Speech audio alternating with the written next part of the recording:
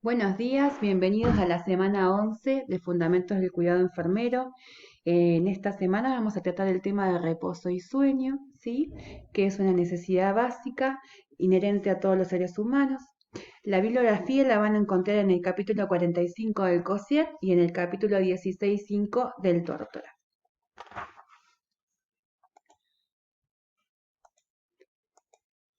Para comenzar, vamos a hablar sobre vigilia y sueño. Vamos a comenzar diciendo que los seres humanos duermen y se despiertan en un ciclo de 24 horas, que está regulado por el ritmo circadiano. Esto está establecido por el núcleo supraquiasmático del hipotálamo. Una persona está despierta y se encuentra apta para reaccionar a cualquier tipo de estímulo, ¿sí? Consciente. La corteza cerebral, que es muy activa en la vigilia, también está activa durante el sueño, pero tiene muchos menos impulsos.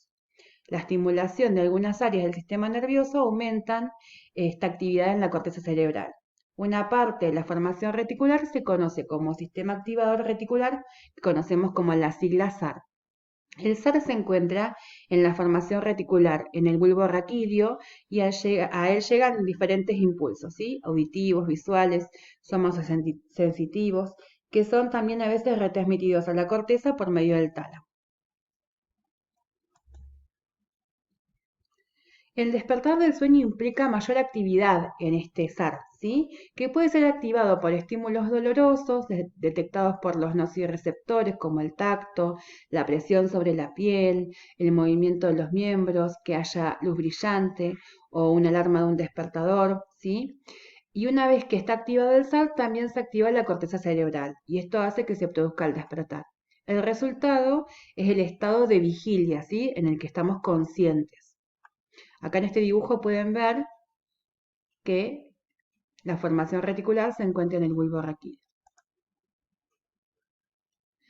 Cuando hablamos del sueño, hablamos de un estado de alteración de la conciencia, ¿sí? O un estado de inconsciencia parcial, en donde el individuo puede ser despertado, ¿sí? Es esencial a todas las personas, pero todavía no se conocen con claridad todas las funciones. Pero lo que sí podemos saber es que la deprivación del sueño altera la atención, el aprendizaje y el rendimiento, ¿sí? Hay un montón de factores y de trastornos del sueño que cada vez y con más, de manera más habitual, afectan a más personas, ¿sí? Cuando hablamos del sueño normal, hablamos de los dos tipos de sueño, ¿sí? El sueño REM, que es el sueño con movimientos oculares rápidos, y el sueño sin movimientos oculares rápidos o NREM, ¿sí? El NREM tiene 4 estadios que se suceden de manera gradual. El estadio 1, que es la transición entre la vigilia y el sueño, es cuando una persona está relajada, puede estar con los ojos cerrados y tiene pensamientos fugaces. Muchas veces cuando despertamos a alguien en ese estadio nos va a decir que no estaba durmiendo en realidad. En el estadio 2 o sueño ligero es el primer estadio de sueño verdadero. Durante este periodo la persona es más difícil despertarla y puede estar soñando en este estadio ya y tener movimientos oculares lentos, ¿sí? Pero no tan rápidos como en el REM, ¿sí? En el estadio 3 es un periodo de sueño más profundo. Ahí también disminuye la temperatura corporal y la presión arterial, y ahí sí es difícil despertar al individuo, ¿sí? Esto sucede aproximadamente a los 20 minutos más o menos de conciliar el sueño. Y en el estadio 4 es el estadio mucho más profundo, de sueño más profundo, en donde el metabolismo disminuye, la temperatura también, pero los reflejos están siempre intactos, ¿sí? Lo único que baja un poco es el tono muscular. No tanto que imagínense que en este estadio es cuando muchas veces sucede el sonambulismo. Entonces, una persona en un ciclo normal de sueño pasa del estadio 1 al 4 del NREM más o menos en una hora o un poco menos de una hora. Durante un sueño típico, ¿sí? De una persona que descansa bien entre 7 y 8 horas diarias, puede haber que haya de 3 a 5 episodios de sueño REM. ¿Esto cómo sucede? ¿Sí?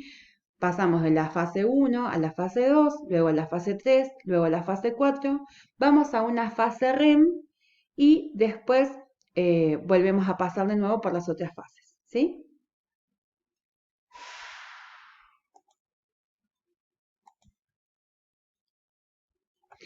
Los periodos de sueño aparecen más o menos cada 90 minutos y se van a ir prolongando de manera gradual. Por ejemplo, en los adultos, cuando el adulto alcanza el sueño REM, puede llegar a tener un ciclo de sueño de hasta 120, ¿sí? En las bibliografías hay diferencias. Por ejemplo, una dice que un ciclo sería entre 80 y 110 y la otra dice entre 90 y 120. Vamos a dejar este último número para que les quede claro, ¿sí? A medida que la persona va envejeciendo, va disminuyendo el tiempo total del sueño y el porcentaje del sueño REM también disminuye, ¿sí? Aunque todavía no conocemos bien cuáles son las funciones del sueño, se considera que em, el alto porcentaje de sueño REM en los lactantes y en los niños es importante para la maduración cerebral, por eso es que duermen tantas horas. La actividad neuronal es tan alta durante este periodo que la irrigación y el consumo de oxígeno cerebral son más altos durante el sueño REM, ¿sí? Que durante muchas veces durante la vigilia o durante una actividad física intensa.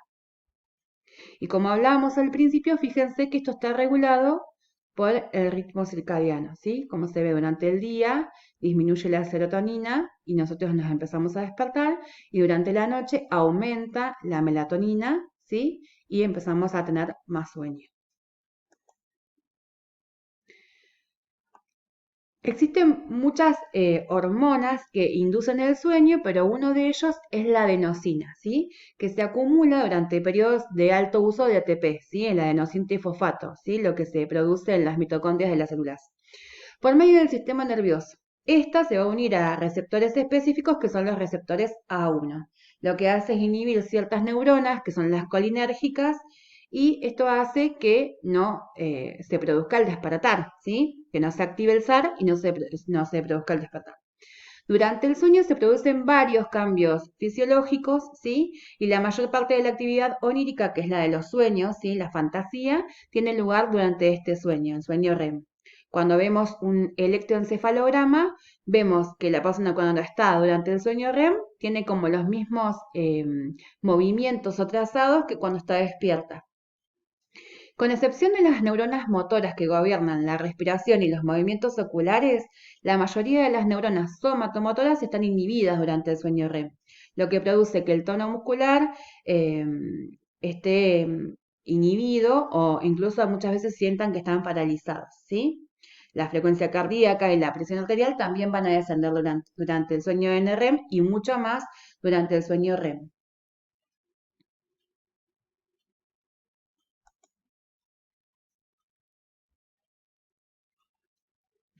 Como decíamos, el sueño es una necesidad básica humana, ¿sí? Es un proceso biológico universal común a todas las personas. El ser humano pasa una tercera parte de su vida durmiendo. Y este sueño sabemos que mejora la funcionalidad diurna, o sea, es vital para mantener una vida óptima tanto psicológicamente como fisiológicamente. Es un factor muy importante en la calidad de vida de una persona, porque sabemos que los trastornos y la privación del sueño siguen siendo un problema de salud pública que no está estudiado todavía eh, en gran manera, ¿sí? Pero sabemos que las personas que sufren estos trastornos suelen tener problemas de salud asociados. Volviendo, si quieren, a la filmina anterior, vieron que había un montón de tazas de café, ¿sí? Esto lo ponemos em, para que tengan en cuenta que muchas veces la deprivación del sueño se relaciona con las actividades humanas o con las cosas que consumimos, por ejemplo. Cuando tomamos té o café, la cafeína o la teofilina se unen a los A1, ¿sí? Y esto hace que la adenosina no se pueda unir, por lo cual esto hace que no se pueda provocar el sueño, ¿sí? A los receptores A1 y por eso no se puede provocar el sueño. Algunas otras funciones que conocemos del sueño es que nos sirve para afrontar el estrés cotidiano, para prevenir el cansancio, para conservar la energía, em, para restaurar la mente y el cuerpo y vivir una vida plena, ¿sí?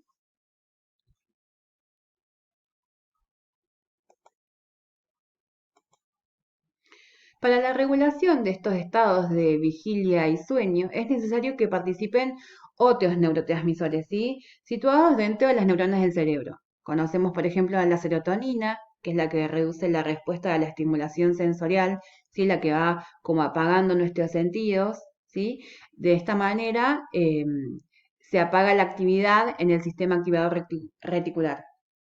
Otro factor clave para el sueño es la exposición a la oscuridad. La oscuridad o la preparación para acostarse, disminuir el ruido y todas estas rutinas que tenemos disminuyen esta estimulación del SAR, ¿sí? La glándula pineal también comienza a segregar la hormona natural que es el melatón, la melatonina, y la persona se siente menos alerta, junto con la serotonina que también apaga nuestros sentidos. Durante el sueño se segrega esta hormona y también se segrega la hormona del crecimiento y se inhibe la del cortisol, que es la hormona del estrés, ¿sí? Como la serotonina es la hormona de la felicidad.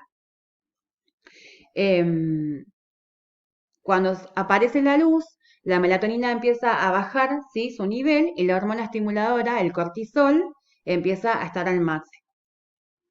La vigilia se asocia también a niveles altos de acetilcolina, de dopamina y noradrenalina, ¿sí? La acetilcolina se libera desde la formación reticular también, la dopamina desde el mesencéfalo y la nora desde la protuberancia. Estos neurotransmisores están localizados dentro de la formación reticular y también influyen en esta excitación de la corteza cerebral y en el despertar.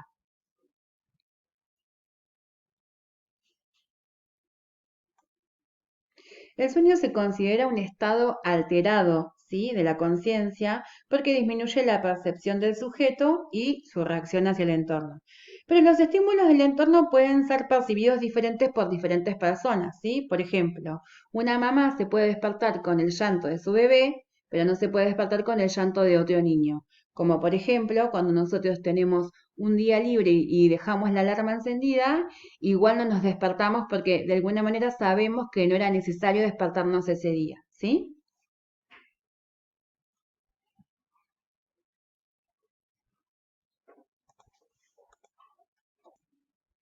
Con respecto a los patrones y requisitos del sueño normal, antes se pensaba que mantener un ritmo regular de sueño-vigilia era más importante que el número de horas que uno dormía en realidad, ¿sí?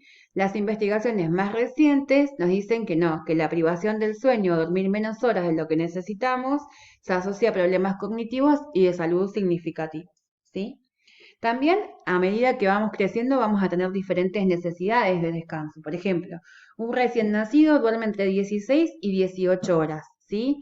Y están el 50% de ese sueño, ¿sí? En un sueño REM. Y sus ciclos de sueño duran 50 minutos, ¿sí?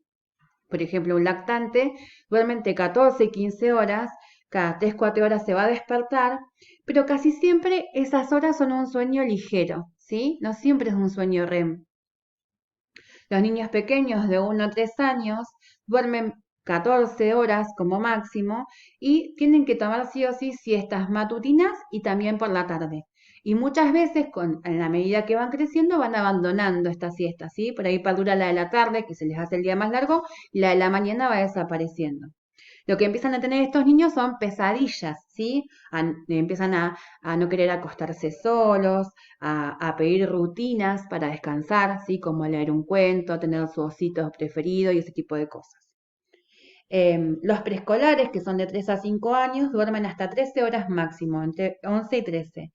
Y estas horas van a fluctuar según las necesidades del niño, ¿no? Porque si el niño hace actividades, va a estar más cansado y tal vez tenga más demanda. Y también estos niños van a necesitar una rutina de sueño que va a significar tal vez cenar a determinada hora, bañarse a determinada hora, dejar de usar pantallas a determinada hora para no estar tan estimulados. Los escolares van a dormir entre 10 y 11 horas, por ejemplo, y pueden tener muchas actividades, lo que hace que los mantengan como muy activos y muy estimulados. Y en esta edad es cuando uno empieza a pelear con las pantallas, que es lo que más los estimula y que no se quieren acostar, porque ya se sienten que son como más grandes. Los adolescentes duermen entre 9 y 10 horas, o ese es el patrón que sería fundamental, pero sabemos que los adolescentes duermen muchas menos horas y que también los rituales y los patrones de sueño han cambiado, ¿sí? Los adolescentes se acuestan mucho más tarde que lo que tendrían que acostarse